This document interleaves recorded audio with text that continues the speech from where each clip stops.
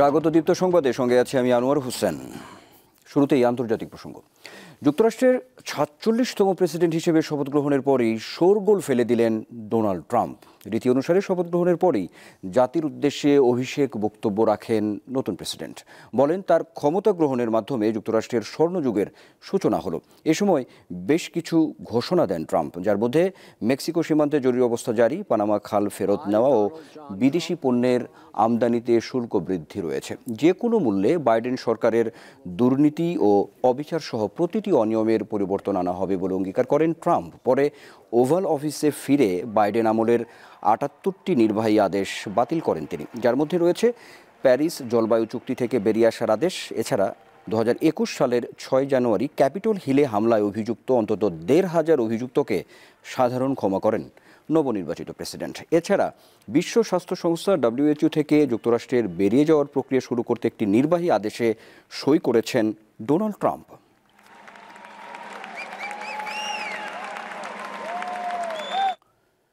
এদিকে যুক্তরাষ্ট্রের প্রেসিডেন্ট হিসেবে ক্ষমতা ছাড়ার আগ মুহূর্তে যুক্তরাষ্ট্রের ইতিহাসে নজিরবিহীন ঘটনা ঘটিয়েছেন জো বাইডেন। পরিবারের সদস্য সহ রেকর্ড সংখ্যক ব্যক্তিকে প্রেসিডেন্টের ক্ষমতা বলে আগাম ক্ষমা করে গেছেন তিনি। ক্ষমা পাওয়া ব্যক্তিদের মধ্যে রয়েছেন জো বাইডেনের 2 ভাই জেমস ও ফ্রাঙ্ক বাইডেন, বোন ভ্যালেরি বাইডেন এবং তাদের স্বামী ও স্ত্রীরা। আরও আছেন রিপাবলিকান পার্টির কংগ্রেস সদস্য লিজ চেনি, জয়েন্ট চিফস অব স্টাফের সাবেক চেয়ারম্যান জেনারেল মার্ক মিলি এবং হোয়াইট হাউসের প্রধান চিকিৎসা উপদেষ্টা অ্যান্থনি ফাউসি সহ আরও অনেকে। এদের মধ্যে ২০২১ সালের ৬ জানুয়ারি ক্যাপিটল হামলার ঘটনা তদন্তের দায়িত্বে থাকা কংগ্রেশনাল সিলেক্ট কমিটির সব আইন প্রণেতাও রয়েছেন।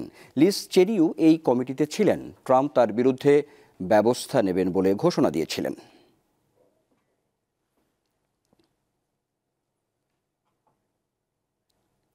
অধিকৃত পশ্চিম তীরে ফিলিস্তিনিদের ওপর হামলা চালিয়েছে অবৈধভাবে বসতি স্থাপনকারী ইসরায়েলিরা। রাতভর 2টি গ্রামে তাণ্ডব চালিয়ে ফিলিস্তিনিদের বাড়িঘর, ব্যবসা প্রতিষ্ঠান সহ বিভিন্ন স্থাপনা পুড়িয়ে দেওয়া হয়। এ সময় অন্তত 12 জন ফিলিস্তিনি আহত হন। এদিকে রোববার যুদ্ধবিরতি কার্যকরের পর থেকে গাজার রাফা শহরে ইসরায়েলি সেনাদের গুলিতে শিশুসহ 3 জন ফিলিস্তিনি নিহত হয়েছে।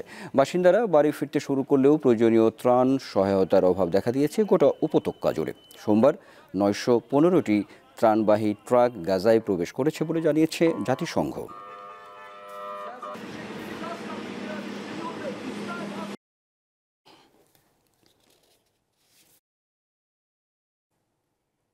এবার দেশের প্রসঙ্গ। কিছু বিষয়ে নির্বাচনের আগে সংস্কার বাস্তবায়ন করা কঠিন বলে মনে করেন নির্বাচন ব্যবস্থা সংস্কার কমিশনের প্রধান বদিউল আলম মজুমদার। সকালে আগারগাঁওয়ে নির্বাচন কমিশন ভবনে RFED আয়োজিত অনুষ্ঠানে এ মন্তব্য করেন তিনি। মোটা দাগে যেগুলোতে সংবিধান সংস্কার লাগবে, সংবিধান পরিবর্তন লাগবে, সেগুলো এই নির্বাচনের আগে করা প্রায় অসম্ভব। এটা তো সম্ভব হবে না।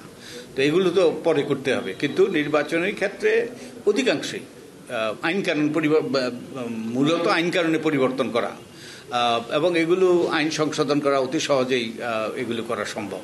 তো এখন এটা নির্ভর করবে রাজনৈতিক দলের সাথে সরকারের যে আলাপ আলোচনা, যার অংশ আমরা হব, তার উপর নির্ভর করবে। তো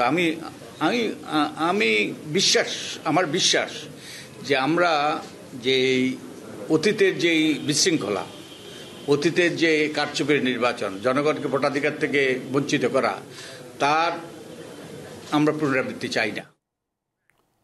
বিশ্ব অর্থনৈতিক ফোরাম WEF এর বার্ষিক সম্মেলনে যোগ দিতে 4 দিনের সরকারি সফরে সুইজারল্যান্ডের উদ্দেশ্যে রওনা হয়েছেন প্রধান উপদেষ্টা ডক্টর মোহাম্মদ ইউনূস।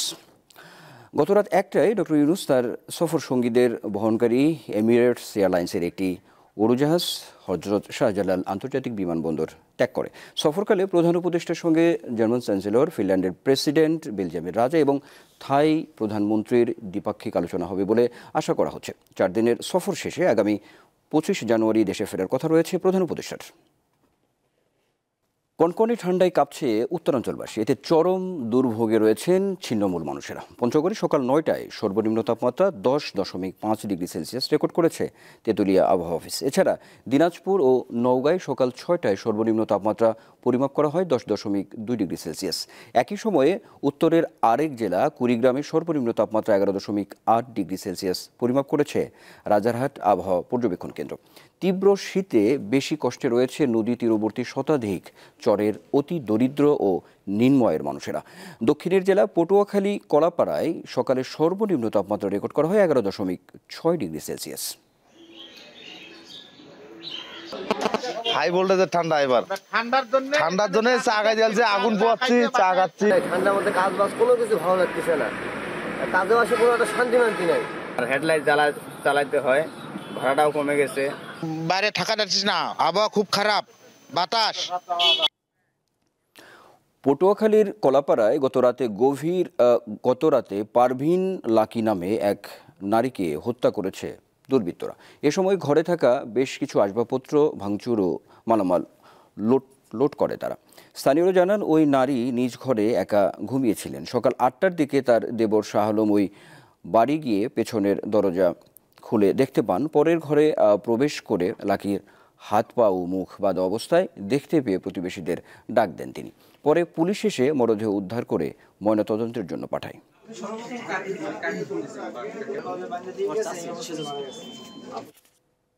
দক্ষিণাঞ্চলের সবচেয়ে বড় ভাসমান হাট পিরোজপুরের নাজিরপুরের বৈঠাকাটা হাট, যেখানে সবজি ও চারা কেনাবেচা করে স্বাবলম্বী হয়েছেন অনেকে। তবে যোগাযোগ ব্যবস্থার উন্নতি হলে এই হাট আরও জনপ্রিয় হতো বলে মনে করেন ব্যবসায়ীরা। সারি সারি নৌকার এই দৃশ্য যে কারো নজর কাড়বে। হঠাৎ দেখে মনে হতে পারে এটি থাইল্যান্ড কিংবা ভিয়েতনামের কোনো ফ্লোটিং মার্কেট, কিন্তু না, এ চিত্র পিরোজপুরের নাজিরপুরের বৈঠাকাটা ভাসমান হাটের।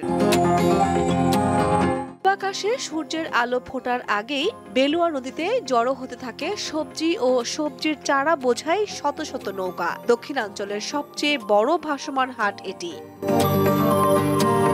আশপাশের গ্রামের চাষিদের উৎপাদিত ফসল আর সবজি নৌকা বোঝাই করে হাটে নিয়ে আসেন চাষিরা। তরতাজা এসব সবজি কিনতে আশপাশের বিভিন্ন জেলা থেকে আসেন ব্যবসায়ীরা। ভাসমান এই হাটে ক্রেতা বিক্রেতাদের জন্য পাওয়া যায় মিষ্টি পান ও সকালের নাস্তা। সবই থাকছে নৌকাতেই। করলা চারা, বাগুন চারা, মরিচ চারা, চারা, সুপারি চারা, আম চারা, তারপর বিভিন্ন কাঁচামাল আইসি মধু কচু নিয়ে আসি, পানি কচু, এরপর আপনার সুপারি চারা নিয়ে আসি। সপ্তাহের শনি ও মঙ্গলবার বসে এই হাট।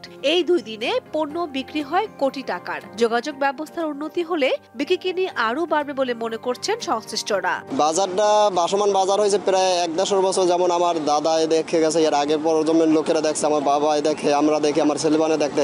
এই অত্র অঞ্চলে পানিতে নিমজ্জিত থাকার কারণে ভাসমান পদ্ধতি বেটে সিস্টেমে এখানে চারা উৎপন্ন করে এবং এই চারা এই বৈঠাকাটা বাজারে এখানে ভাসমান পদ্ধতিতে বিক্রি হয়। পণ্যের মূল্য খুবই কম। প্রায় 1 কিলোমিটার দীর্ঘ বাজারটি সকাল 8টা থেকে ঘণ্টাখানেক জমজমাট থাকে। দীপ্ত, বার্তাকক্ষ। প্রথমবারের মতো নওগাঁয় সরিষা ফুল থেকে মধু সংগ্রহ করছেন কৃষকেরা। এজন্য কৃষকদের প্রশিক্ষণের কর্মসূচি গ্রহণ করেছে কৃষি বিভাগ। সরিষা চাষের পাশাপাশি মধু সংগ্রহ করে ভালো লাভবান হচ্ছেন জেলার অনেক কৃষক। ফুলে ফুলে উড়ে বেড়ায় মৌমাছি, আর মৌমাছির মাধ্যমে তৈরি মৌচাকে পাওয়া যায় মিষ্টি মধু। এবার নওগাঁর সরিষা মাঠ থেকে মধু সংগ্রহের উদ্যোগ নেওয়া হয়েছে। এর জন্য মাওয়ালিদের পাশাপাশি কৃষকদের মধ্যেও মধু সংগ্রহের কার্যক্রম শুরু করেছে কৃষি বিভাগ। প্রাথমিকভাবে জেলার রানীনগর, আত্রাই, বদরগাছি ও মান্দার উপজেলার আগ্রহী কৃষকদের বিনামূল্যে 5টি করে মৌ বক্স প্রদান করা হয়েছে। অনেক কৃষক আবার নিজের অর্থায়নে মৌ বক্স কিনে সরিষা ফুল থেকে মধু সংগ্রহ করছেন। সবজি চাষের পাশাপাশি মধু চাষটা করলে বলা আমার খুব সুবিধা, সবজির ফলনটাও একটু বেড়ে দেবে। দেখছেন মেলাগুলা বক্স, এখন মধু সংগ্রহ চলছে। ভালোভাবে পরিচর্যা করা যায় তাহলে একটা বক্সে সরিষা এবং লিচু দিয়ে 1.5 মণ মধু হওয়া সম্ভব। আমার একটু করার ইচ্ছুক আছে। বক্স থেকে সপ্তাহে একবার মধু সংগ্রহ করা যায়। বর্তমানে প্রতি কেজি মধু 4 থেকে 450 টাকায় বিক্রি হচ্ছে। সরিষা খেতে মৌমাছির আনাগোনা বেশি থাকায় পরাগায়ন দ্রুত হয় এবং সরিষার ফলনও বেড়ে যায়। এই মধু অরিজিনাল মধু, এই মধু সহজে পাওয়া যায় না। বাজারে কিনতে গেলে অনেক ভেজাল মধু, এই জন্য আমরা অরিজিনাল মধু অনেক দূরে থেকে আসছি নেওয়ার জন্য। খুব কষ্ট করে চাষের মধু আমার দেখে খুব ভালো লাগছে। বাজারে সচরাচর চকলেট এবং চিনি মিশ দেয়। আমি মানে প্রায় 30 কিলোমিটার রাস্তা এখানে আসছি মধু নেওয়ার জন্য। চলতি মৌসুমে জেলার 11টি উপজেলার 60,100 হেক্টর জমিতে সরিষা চাষ হয়েছে। এখন পর্যন্ত 8,000 মৌ বক্স স্থাপনের মাধ্যমে 30,000 কেজি মধু সংগ্রহ করা হয়েছে। এতে করে মধু পাওয়ার পাশাপাশি আমাদের মৌমাছি থাকায় আমাদের সরিষার যে ফার্টিলাইজেশন বা এটা ভালো হচ্ছে এবং এতে করে 10 থেকে 15% আমাদের সরিষার উৎপাদন বৃদ্ধি পাবে। এবছর নওগাঁ জেলা থেকে 2,69,083 কেজি সরিষা মধু সংগ্রহের লক্ষ্যমাত্রা নির্ধারণ করা হয়েছে। এই লক্ষ্য অর্জন সম্ভব বলে মনে করেন সংশ্লিষ্টরা। দীপ্ত, বার্তাকক্ষ। খেলার খবর। বিরতির পর ফের শুরু হচ্ছে উয়েফা চ্যাম্পিয়ন্স লিগের লড়াই। রাতে আলাদা ম্যাচে লড়বে লিভারপুল, বার্সেলোনা ও লেভারকুসেন। বাংলাদেশ সময় রাত 2টায় ফরাসি ক্লাব লিলের মুখোমুখি হবে ইংলিশ জায়ান্ট লিভারপুল। ইংলিশ লিগে শিরোপার দৌড়ে অনেকটা এগিয়ে থাকা অলরেডরা চ্যাম্পিয়ন্স লিগেও রয়েছে দুর্দান্ত ফর্মে। এ পর্যন্ত 6 ম্যাচ থেকে সবগুলোতেই জিতেছে তারা। একই সময়ে অন্য ম্যাচে বেনফিকার মুখোমুখি হবে বার্সেলোনা। পয়েন্ট টেবিলে লিভারপুলের পরই কাতালানদের অবস্থান। আরেক ম্যাচে স্প্যানিশ জায়ান্ট অ্যাটলেটিকো মাদ্রিদের প্রতিপক্ষ German league champion bear Leverkusen.